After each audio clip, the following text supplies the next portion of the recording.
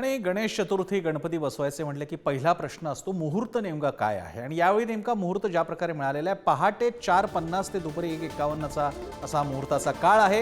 या काळात आपण गणेशाची श्रीमूर्तीची प्रतिष्ठापना करू शकता।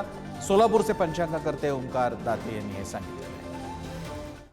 7 तारखेला जो गणेश स्थापनेचा दिवस आहे, या दिवशी घरोघरी जे गणपतीच्या मूर्तींची प्रतिष्ठापना करतात, पूजा करतात, अशा सर्वांनी ब्राह्ममुहूर्तापासून म्हणजे महाराष्ट्रामध्ये साधारण वेळ बघायला गेलं तर पहाटे 4:45 वाजल्यापासून ते दुपारी 2:45 वाजेपर्यंत 1:51 पर्यंत या कालावधीमध्ये कधीही आपापल्या घरी आपल्या आणि गुरुजींच्या सोयीनुसार गणेश मूर्तींची प्रतिष्ठापना करता येते।